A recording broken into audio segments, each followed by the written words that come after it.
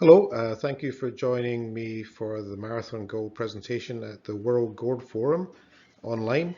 My name is Matt Manson. I'm the President and CEO of Marathon Gold, and I'm going to take you through Marathon Gold, the company, and in particular the Valentine Gold Project, which is going to be Atlantic Canada's largest gold mining operation in a relatively short time, we hope. Take you through the normal cautionary looking statements. So Marathon is 100% owner of the Valentine Gold Project. It's located in central Newfoundland, one of the world's leading mining jurisdictions. It's the biggest undeveloped gold resource in Atlantic Canada after 9 years of consistent growth in the mineral resources that you see in the bottom right there. 4.1 million ounces of gold inventory in all categories, 3.1 million ounces in M&I. We've just, as of last week, published a pre-feasibility study that shows a very compelling project. So a high rate of return, 36% after tax, 472 million NPV at 5%, that's using 1350 gold, and a very low initial capital. And we'll take you through these numbers in more detail, but it was our objective with this study to bring out something that was very deliverable, something that had a low entry point in capital, compelling, high rate of return economics, something that Marathon as a company could credibly present to the market as something that could be financed and built. And I think that's what we've just done.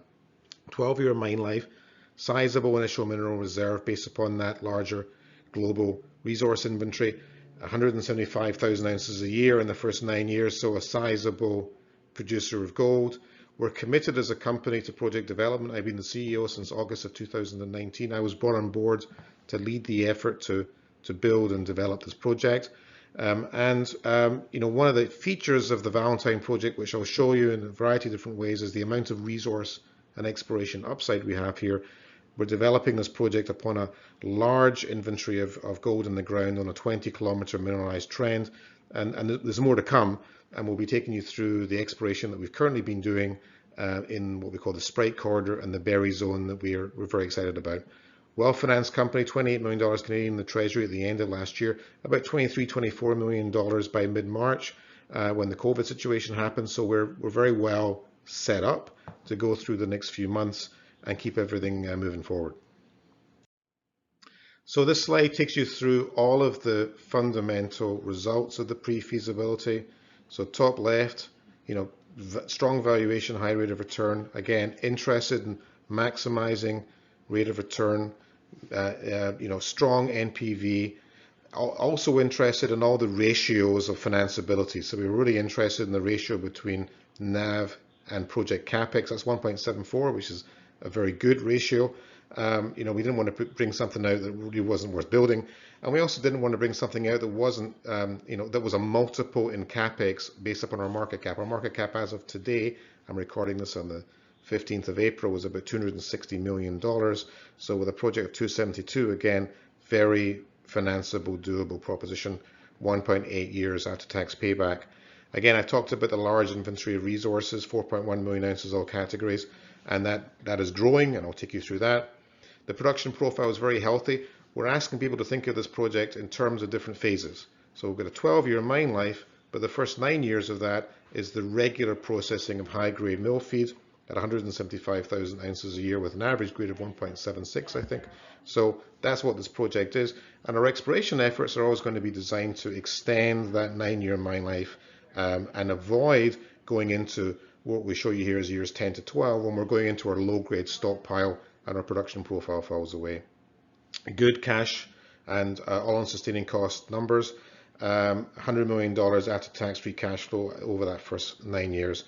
And one of the ways we've managed to get that initial capital down, and those that know the company and have followed it, you understand that we're working with a preliminary economic assessment from 2018 that showed a very different project, a larger project with a much higher capital, 350 million US, we're now down to 205 US. How have we done that? We've done that by taking out a heap leach that was in the original scope of the project, which wasn't really making much money. So we've taken that out. That was about a third of the capital, but we've also done it with how we've approached the milling. So we're starting with a 2.5 million ton a year mill, relatively simple flow sheet, gravity leach. And because we're using a fine grind on that, 75 microns, we're getting a big gold recovery, 93%. But that's a low capital, somewhat higher operating cost solution at the beginning, And we can do that because for the first couple of years in this project, as you'll see, we've got some high grade. And so we can produce a very strong gold production profile the first 2 days using that simple flow sheet, small capacity. But then when the grade falls down to the life of mine average, in year 4, we step up with the mill. We spend $42 million of expansion capital. We put in flotation. We coarsen the grind to 150 microns. That allows us to get the throughput through. And then also maintains the higher gold production profile. That strategy is a CapEx OpEx trade-off. Both flow sheets have similar gold recovery at 93%, and we can finance that from cash flow. So the project we're showing you here has a very efficient entry point for mining, low capital, high rate of return, sensible staged approach upon this big inventory of gold in the ground. That's our story. So location for this thing, central Newfoundland. We're in a mining region of a mining jurisdiction. We're just southwest of the historical operating gold, base metal camp, of Buckens, and the Duck Pond mine. Duck Pond was a tech mine that closed just 3-4 years ago. So we're in civilization here. Great place to be working. We're on a road. We're 30 kilometers away from a substation for getting power, and with a lot of capacity regionally in terms of contractors, suppliers, and a skilled workforce that's familiar with working in the resource sector elsewhere in Canada, and very keen to come back to Newfoundland, come back home to work on this project. Project geology, this is shear zone hosted gold. We're in the hanging wall of the Valentine shear zone. So the photographs show you these extensional vein sets that are developed with the shearing in the hanging wall of the structure. And where we get the densification of these vein sets, where they're stacked on top of each other, we get these large open pitable mineable resources. 2 defined so far in Leprechaun and Marathon, 2 smaller deposits defined, Sprite and Victory, which aren't in the current mine plan. And our exploration focus, as I'll show you shortly, is in the berry zone in between the Leprechaun and Marathon deposits. And what's important to understand in terms of the geology is on this next slide in cross section. Those are our 2 deposits that we're going to be mining, initially Leprechaun and Marathon. The yellow is the gold mineralization. So those are the extensional vein sets. That streaking from top left to bottom right is the dip of these 20-degree dip of these vein sets, and they stack on top of each other, and that's best manifested in the Marathon slide there, where we've drilled to about 1 kilometer deep, and you see the stacking the whole way down. They form these stacked envelopes or corridors of gold that plunge down adjacent to the main controlling structure. So we can drill down the plunge of these envelopes or drill across them and develop that mineable resource. So understanding that is important, because at the end of this presentation I'll show you where we're currently drilling and where we hope the third of these large open pitable resources is going to be developing. The site layout for us, again, one of the themes I want you to take away from this project is simplicity and our ability to deliver it and do it well. So simple mine plan, 2 open pits currently, a centralized mill, a tailings facility, waste rock piles, a road, a power line, and that's basically it. One of the great victories we had in the pre-feasibility, which we're very happy about, is in the location of the tailings facility. So those of you who will be familiar with the permitting of a mine in Canada will understand that we all try very hard to not impact fish habitats with our waste product infrastructure, so waste rock piles or tailings. So and if you do impact fish habitat, you're into what's called a Schedule 2 process at the federal government level, which can be an open-ended, multiple-year permitting exercise. So we were very interested to find a site for the tailings deposition that didn't impact fish habitat. We were able to do that with that particular location. And we did a trade-off of 15 different locations. That's the one that works. The other thing that we had to be concerned about was the Victoria Reservoir, which is a body of water to the south of the project. So that's a man-made reservoir that affects the diversion of water, the flow of water to the southwest of the province, where there are hydroelectric stations downstream. And there's a dam at the top of that, which affects that water diversion. So this is owned by the utility, operated by the utility, Newfoundland Hydro. So we were very interested to ensure that our tailings facility was in a location that didn't potentially impact that body of water. Because of course, when you design tailings, you've got to design it for the inundation, the failure scenarios, the risk assessment, and we had to have a risk assessment such that it wouldn't impact that reservoir because a surge into that reservoir causes the overtopping of the dams and a cascading effect. So very happy that that tailings location, thickened tailings we're using, checks all those boxes. And that's why with some confidence, I think with this company and this project, we can have a line of sight through to a successful environmental assessment and a successful permitting process and successful mining. It's an important consideration. The other thing I want people to understand about our pre-feasibility is how we've designed the pits and our thinking behind the size of the reserve and the production profile. So, we have a 3.1 million ounce measured and indicated resource. 2.5 million ounces of that is open pittable, but we have a 1.87 million ounce reserve. Now, if you go online and you look at our support materials and you look at the appendices of this presentation, you'll see the specific reconciliation between resource to reserve, the quite generous dilution estimates we've made, the ore loss estimates we've made. But it's important to consider how we've actually optimized the size of the pits. So, here is your cumulative cash flow graph for each of the two pits. And we have selected on that green curve, the cumulative cash flow curve, the size of pit that best maximizes, again, rate of return, right? So where that cumulative cash flow curve begins flattening for larger pit sizes, you're essentially not really making much more money. You're getting a little bit more cash flow. It is viable to do it. It's economic to do that, but your rate of return starts getting diluted because your strip ratio is going up and you're spending a lot of money to get a little bit of extra cash flow. So, we as the company, motivated to raise the money to build this thing, interested in profitability, interested in presenting that type of project to the market and to lenders, where, we called the pits at that inflection point at the very beginning of that flattening of the curve. Somebody else, somebody with a lower threshold for rate of return, the majors coming along, looking at this thing, or perhaps ourselves further down the road with a lower threshold for this kind of thing, would look at that and say, my cost of capital is lower. I'm not so interested in rate of return. I'm really interested in scale, in a big reserve, in a big impactful statement on my balance sheet in terms of ounces. So I'm going to move that pit design all the way across the top of that curve and end up with a bigger pit, bigger strip ratio, lower economics, but bigger quantity of gold. So it was important for us as we were designing this project with the PFS to do it the right way for us, but at the same time leaving all these levers for ourselves or the guy that comes along after us to throw to turn it into that bigger project if that person or we so wish. And this is an example of how we've done that. Gold production profile, mining profile, strip ratio profile was shown here. Again, we're asking you to think about this project in phases. Years 1 to 5 is what we call our payback and expansion phase. So that's when we're doing about 170,000 ounces a year at about 2 grams per ton head grade. The 9-year, what we call main phase, is when we're putting through the high grade ore, so that's above 0.7 grams per ton. So we're achieving that 175,000 ounces a year profile. We're making $100 million of after-tax cash flow. Again, that's at 1350 US gold.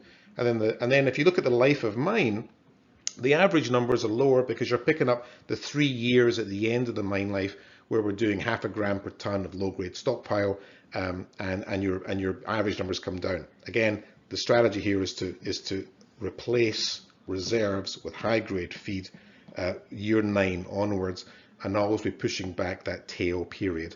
Again, the milling strategy, I've discussed that. Years 1 to 3, gravity leach at 2.5 million tons a year. Years 4 to 12, gravity flotation leach at 4 million tons a year.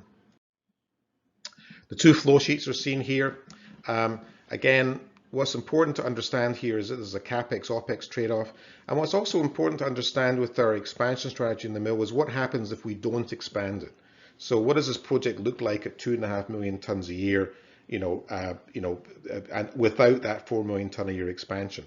And the result is, it's somewhat less attractive than the base case, but we've still got a very attractive rate of return and a very attractive NAV. We get the better result by expanding the mill at year 4 to 4 million.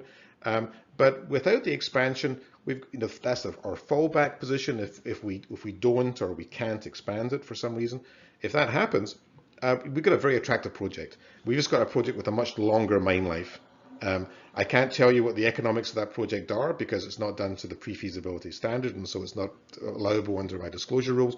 But it's a very attractive project nonetheless. But it's a better project with the expansion in year 4. And certainly, as explorers wanting to find new open pitable resources, I'd much rather we had a 4 million ton a year mill available when those resources become mineable than a 2.5 million ton a year mill. And that's the thinking behind the expansion. In terms of financial analysis, so the base case is shown there, 1350 gold, 5% NAV discount rate, so 472 Canadian. You see that we got a lot of flesh in the bones here in terms of the economics. So we're showing you a bunch of different scenarios. Our downside scenarios say at $1,200 per ounce gold, we've still got a healthy NAV there, 25% rate of return after tax, payback. The payback jumps up to 4 years because we're not financing the mill expansion out of free cash flow at that stage, and so officially your payback jumps up. But at the base case, we're handily doing that mill expansion, and in the upside case, the thing just jumps off the paper. I mean, it's $1,700 per ounce gold, and as of the last couple of days, I'm able, I think, to call that spot price. We're talking about an $800 million NAV, 58% rate of return, and a 1.3 year payback. So this thing really is terrific. And again, with all of this flesh on the bones of this project, we're able to show you some pretty generous downside scenario planning. So we achieve a 15% after-tax rate of return at $1,075 per ounce gold. That's pretty encouraging. We achieve that 1-to-1 ratio of NAV to capex at $11.75 per ounce, also encouraging. And one of our shareholders has a metric where they sort of say, well, you're a junior guy, your cost of capital realistically is going to be 15%. So what gold price do you need if you're using a 15% discount rate and still having a 1-to-1 capex NAV ratio? So that's $1,450 for us, healthily below current spot. So I think this project shows very well on all of that testing. In terms of schedule, the environmental assessment and the filing of our environmental impact statement, those are our critical path pieces of work now. It's not the studies, it's not the pre-feasibility or the feasibility. We started the EA process the last year. It's a 2-year process, so that's scheduled to bring us out the summer of 2021 with our ministerial approvals, our release from the EA. That's our go or don't go moment. Within that schedule, we're filing our EIS statement. Now, that's really on our table right now, and with the COVID environment going on right now, we're somewhat lucky here because all our data is gathered, our field data is gathered. We're working from home, our consultants working from home. The ball was in our court to deliver that EIS to the provincial and the federal regulators. That's on schedule for August, September of this year. Thereupon, it's in the courts of the regulators to review that, to provide feedback, to schedule public consultations. So to the extent that the world is locked down right now, we are able to keep the project on schedule because we are able to do all of our work from home and with our consultants. And we go week to week like everybody else. But as soon as, but so far so good in that regard. And the feasibility work, is scheduled to begin mid-year of this year, more or less June. That's something that we can be a bit flexible with, right? Because if we see if we want to husband our treasury and pull back a little bit in spending, we can afford to put that back a little bit and keep everything on schedule with the EA process. But on schedule has us coming out summer of 2021 with our approvals. We begin site-specific permitting. We should have enough in hand to allow construction to begin beginning of 2022, and then we're first gold pour middle of 2023. That's the schedule. Finishing now on exploration. So on the 15th of April, we put out some drill results from the Berry Zone that we're very encouraged by. I'm showing you an animation here. That is our drilling in that 6-kilometer stretch between the Leprechaun deposit and the Marathon deposit. If I press this button, the yellow is the mineralization at a 300 ppb grade shell. So that's our bottom cutoff for the mineral resource. So we've got 270,000 meters of drilling to develop that resource over 9 years in Marathon and Leprechaun.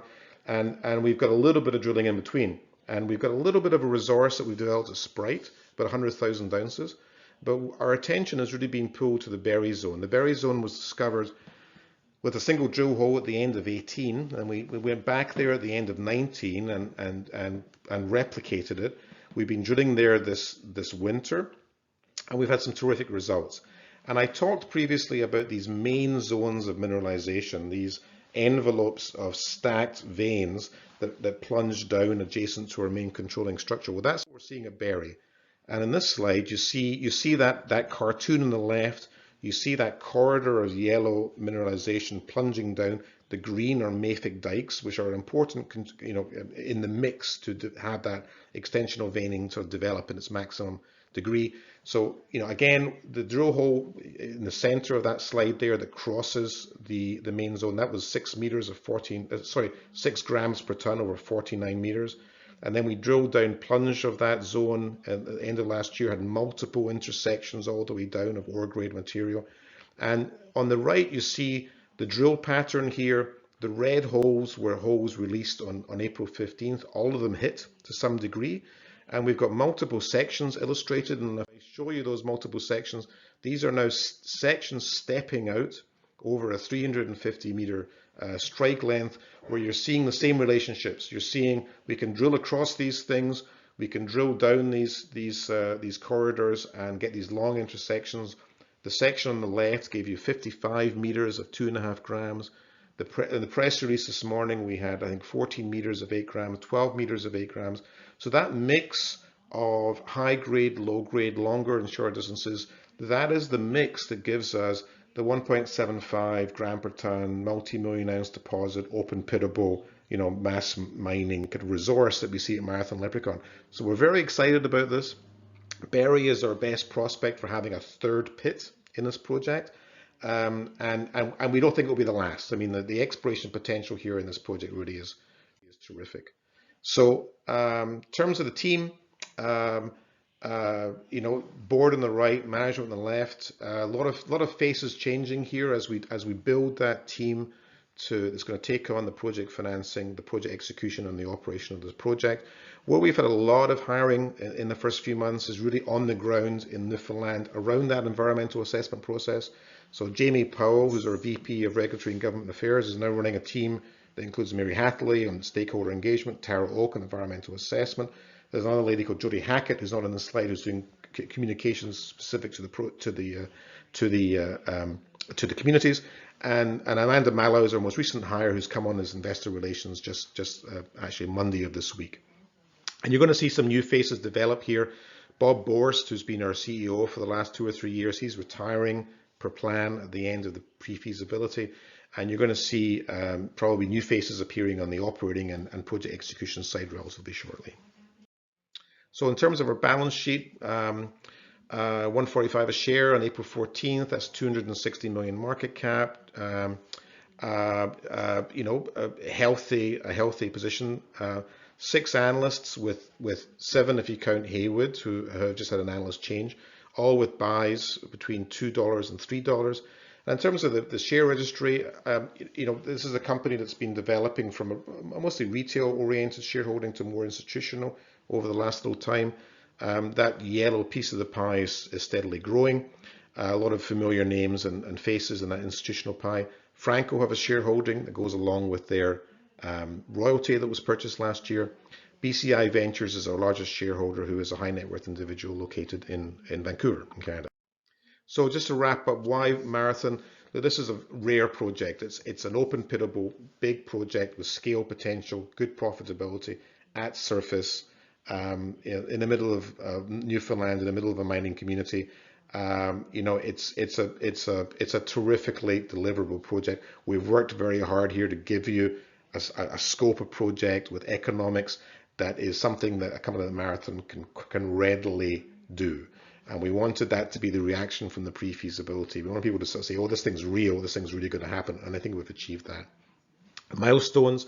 Despite COVID, we are able to push forward the environmental assessment, the environmental impact statement. That's all on schedule. You're going to see news flow about the commencement of feasibility level work.